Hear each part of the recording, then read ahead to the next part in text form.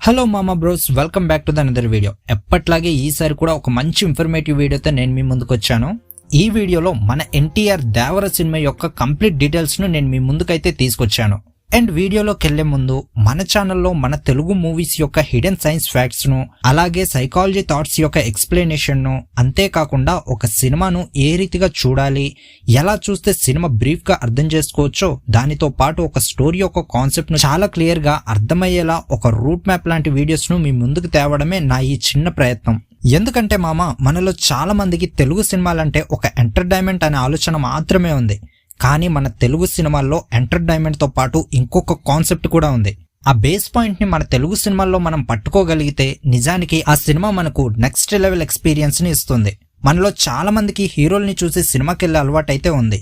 And ఆ ఆలోచన కూడా కంప్లీట్ గా చేంజ్ అవుద్ది.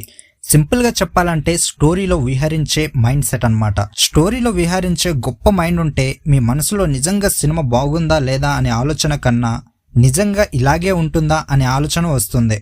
బట్ మన బ్యాడ్ లక్ ఏంటంటే చాలా మందికి స్టోరీలో విహరించే అలవాటు ఏ మాత్రం ఉండదు. ఏదో చూసాంలే, ఒక 3 గంటల మనది కాదు, జస్ట్ ఎంటర్టైన్మెంట్ అన్నట్టు గడిపేస్తారు. మామ, మీరు డబ్బులు ఇచ్చి మీ టైం ను స్పెండ్ చేస్తున్నారు. అలాంటిది మీరు మీ సినిమా బేస్ ను పట్టుకోలేకపోతే 3 అవర్స్ టైం వేస్ట్, అలాగే మీ డబ్బులు కూడా వేస్ట్. చాలా మందికి మన తెలుగు సినిమాల యొక్క రేంజ్ ఏంటో అర్థం కావట్లేదు. ఎంత గొప్ప బాలీవుడ్ అయినా, చివరికి హాలీవుడ్ అయినా, ఎవరైనా సరే మన తెలుగు సినిమా యొక్క కాన్సెప్ట్ ను ఊహించడం చాలా కష్టం. అండ్ మన తెలుగు మూవీ లవర్స్ కి అయితే ఫస్ట్ హాఫ్ చూసి సెకండ్ హాఫ్ ను అంచనా వేయగలిగే మైండ్ సెట్ చాలా మందికి ఉంది. అందుకే మన డైరెక్టర్స్ ఎప్పుడు కూడా లాజికల్ గానే థింక్ చేస్తారు. అందుకే మన సినిమాలు చాలా ట్విస్టులతో కూడుంటాయి. అయితే ఇలాంటి ట్విస్టులతో ఎన్నో సినిమాలు మన తెలుగులోనే ఉన్నప్పటికీ ఈసారి భారీ బడ్జెట్ తో ఇంకో సినిమా మన ముందుకు వచ్చింది. అదే ఎన్టీఆర్ దేవర. కొరటాల శివ దర్శకత్వంలో వస్తున్న ఈ సినిమా ఒక మంచి ట్విస్ట్ తో, అలాగే భారీ యాక్షన్ సీక్వెల్స్ తో రాబోతుంది.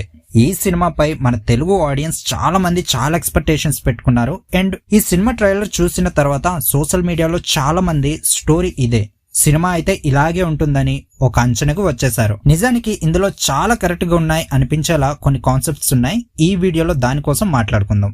వీడియో అస్సలు మిస్ అవ్వకండి. అండ్ దానికన్నా ముందు మీరు మన ఛానల్ కు కొత్తగా వచ్చుంటే ఛానల్ ని సబ్స్క్రైబ్ చేసుకుని పక్కనున్న బెల్ ఐకాన్ ని యాక్టివేట్ చేసుకోండి. మరి మీలో ఎవరికైనా ఎన్టీఆర్ ఇష్టం అయితే ఈ వీడియోకి ఒక లైక్ చేసుకోండి. And first one, Saif Ali Khan. Saif బాబాయ్ మన దేవరాలో విలన్ అన్న సంగతి మనందరికీ తెలుసు. ట్రైలర్ చూస్తే ఇతను వెన్నుపోటు పొడిచే రకమని అర్థమవుతుంది. సముద్రంలో గూడ్స్ తేవటం కానీ మరే ఇతర వస్తువులైనా పెద్ద ఓడల నుండి తస్కరించి తెచ్చుకోవడమే దేవరా, అలాగే సైఫ్ బాబాయ్ యొక్క పై చేయి అని చెప్పొచ్చు. నాకెందుకో సైఫ్ బాబాయ్ ను దేవర బాగా నమ్మడం కారణంగా వెన్నుపోటు పొడిచే అవకాశం ఉంది.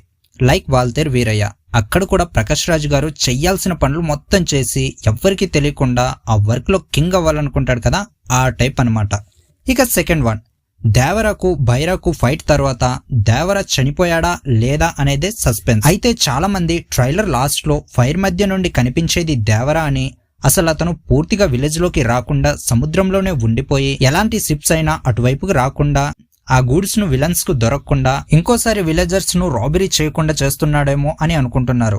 మేబీ అది కూడా కరెక్ట్ అవ్వచ్చు. ఎందుకంటే దేవర చేతిలో కత్తిని చూస్తుంటే అది దేవరే అన్నట్టుగా ఉంది. బట్ ఈ షార్ట్ మట్టుకు మూవీలో అస్సలు మిస్ అవ్వద్దు, ఎందుకంటే ఈ పాయింట్ కరెక్ట్ అవ్వచ్చు. అంటే దేవర ఫస్ట్ లుక్ రిలీజ్ అయినప్పటి నుండి సముద్రంలో యాక్షన్ సీన్స్ ఉంటాయని చాలా మంది చెబుతూనే వచ్చారు. సో దేవర సముద్రంలో ఉంటేనే ఈ యాక్షన్ సీన్స్ జరిగే అవకాశం అయితే ఉంటుంది. మేబీ ఇది కరెక్ట్ అవ్వచ్చు అనేది నా ఉద్దేశం. ఈ ట్రైలర్ లో అగ్నితో కాల్చబడ్డ 2 ఎర్రటి కత్తుల్ని చూసాం. దేవర సముద్రంలో ఉంటే సైఫ్ బాబాయ్ ఎందుకు విలేజ్ లో ఉంటాడు? అండ్ వర కూడా చాలా ఫ్రీగా తిరుగుతున్నాడు. నాకు తెలిసి సైఫ్ బాబాయ్ విలేజ్ లో లేడు, అందుకే విలేజ్ అంతా ప్రశాంతంగా ఉంది. అయితే ఆ ఎర్రగా కాలిన 2 కత్తులు ఎవరు పట్టుకున్నారు? మేబీ అది బాబీ డియోల్ అయి ఉండొచ్చు. ఎందుకంటే శ్రీకాంత్ గారు ఆ రోజు సముద్రంలో చూసింది ఇక నేను మర్చిపోలేదు అన్న డైలాగు తన కోసమే అన్నట్టు అనిపిస్తుంది. ఒకవేళ అదే నిజమైతే సెకండ్ పార్ట్ లో దీనికి ఆన్సర్ దొరుకుతుంది అనిపిస్తుంది. అండ్ నెక్స్ట్ ఫోర్త్ వన్, మామ ఈ సినిమాలో సముద్రంలో 2 యాక్షన్ సీన్స్ ఉండబోతున్నాయి. ట్రైలర్ లో చూసినట్టు ఫస్ట్ సార్క్ సీన్ చిన్న ఎన్టీఆర్ తో జరుగుతుంది. ఇది ట్రైలర్ లో క్లియర్ గా ఉంది. బట్ రెండోది చాలా పెద్ద యాక్షన్ సీన్, అది మట్టుకు మనం ఊహించలేము. పెద్ద పెద్ద కంటైనర్స్ అండ్ పెద్ద పెద్ద షిప్స్ అండ్ కోస్టల్ గార్డ్స్ తో ఫైటింగ్ సీక్వెన్స్. మేబీ పెద్ద ఎన్టీఆర్ అండ్ సైఫ్ బాబాయ్ తో ఇద్దరు అండర్ వాటర్ లో పెద్ద ఫైట్ సీన్స్ ఉండే అవకాశం ఉంది. సో ఈ విధంగా 2 సార్లు సముద్రంలో యాక్షన్ సీన్స్ ఉండే అవకాశం ఉందేమో అనిపిస్తుంది. అండ్ ఫిఫ్త్ వన్, స్టోరీ ఒక టైంకి వెళ్ళాక దేవర వల్ల విలేజర్స్ కి అలాగే వరాకి పెద్ద ప్రాబ్లం వస్తుంది. ఈ విషయాన్ని విలన్ క్రియేట్ చేయడం వల్ల దేవర వర్సెస్ వర అయ్యే ఛాన్స్ కూడా ఉంటుంది. ఒకవేళ ఇది కరెక్ట్ కాకపోతే దేవర అండ్ వర ఇద్దరు కలిసి బాబీ డియోల్ పై ఫైట్ కి వెళ్లే ఛాన్స్ ఉంది. మేబీ ఇది పార్ట్ 2 లో కనిపించొచ్చు. అండ్ సిక్స్త్ వన్, వర తన తండ్రిని వెతుక్కుంటూ సముద్రానికి వెళ్లే సీన్ మనం ఆల్రెడీ చూసాం. మేబీ అక్కడ విలన్స్ కి చిక్కి దేవర లాంటి ఫేస్ తో తన ప్రాణాల మీదకి తెచ్చుకుంటాడేమో అనిపిస్తుంది. ఆ టైంలో దేవర కొడుకును కాపాడుకోవడం కోసం తిరిగి రావచ్చు. ఈ సీన్ ఒక పెద్ద ఎలివేషన్ తో ఉంటుందేమో అనిపిస్తుంది. ఎందుకంటే వర భయస్థుడు కాబట్టి, తను విలన్స్ తో ఎలా ఫైట్ చేయాలో తెలీదు కాబట్టి. అండ్ ఎన్టీఆర్ గారు కూడా చాలా సార్లు ఈ సినిమాలో లాస్ట్ 40 minutes ఒక ఎపిక్ అన్నట్టుగా చెప్పుకుంటూ వచ్చారు. అండ్ అప్పటి వరకు ఒక స్ట్రాంగ్ లవ్ అండ్ కామెడీ లాంటి ఒక యాక్షన్ సీక్వెన్స్ ను కూడా ముందుకు తీసుకెళ్లే అవకాశం ఉంది.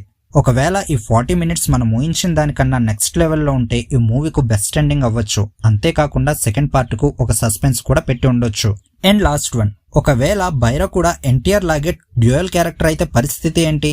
మేబీ ఇది కూడా కరెక్ట్ అయి ఉండొచ్చు. ఎందుకంటే ఒకరు ఫుల్ హెయిర్ తో ఉంటే ఇంకొకరు షార్ట్ హెయిర్ తో కనిపించారు. ఒకవేళ ఇదే కరెక్ట్ అయితే దేవర వర్సెస్ బైరా, వర వర్సెస్ బైరా సన్ అవ్వచ్చు. ఇలా జరిగితే ఇద్దరు విలన్స్ చనిపోయి కొడుకు కోసం దేవర కూడా తన ప్రాణాల్ని త్యాగం చేస్తాడు. అండ్ దేవర చనిపోతూ తన కొడుకైన వరకు చాలా విషయాలు చెబుతూ వీటన్నిటికీ ముఖ్య కారణం బాబీ డియోల్ అనే సస్పెన్స్ కూడా వరకు చెప్పి తను చనిపోయే అవకాశం ఉంది. ఇదే జరిగితే సెకండ్ పార్ట్ కు బెస్ట్ రూట్ మ్యాప్ దొరికినట్టే. సో నెక్స్ట్ పార్ట్ లో Vara versus Bobby Deol story start అవుతుంది. వెయిట్ మామ, ఫైనల్ గా ఒకటి మిస్ చేశాను. ఇది సినిమా యొక్క థియరీ కాదు గానీ ఆడియన్స్ కు వచ్చిన ఒక డౌట్. పైగా అది ఒక సైకలాజికల్ డౌట్. అదేమిటంటే దేవర చాలా నిజాయితీపరుడు, అలాగే ధైర్యవంతుడు కూడా. ఇది నిజమైతే తన కొడుకు కూడా నిజాయితీగా అలాగే ధైర్యంగా ఉండాలి. కానీ వర ఎందుకు పిరికివాడిలా ఉన్నాడు? తండ్రిలా ఎలా ఫైట్ చేయలేకపోతున్నాడు? తండ్రి కొడుకులు ఒక్క రక్తం కాబట్టి దేవర జీన్స్ వరలో ఉండాలి. ఇలా అని చాలా మందికి డౌట్ వచ్చింది. ఇది నిజమే, దేవర జీన్స్ వరలో ఉంటే వర కూడా ధైర్యవంతుడిలా ఉండాలి. కానీ వర పిరికివాడు. జీన్స్ అనే మాట వచ్చింది కాబట్టి అలాగే చెప్తాను వినండి.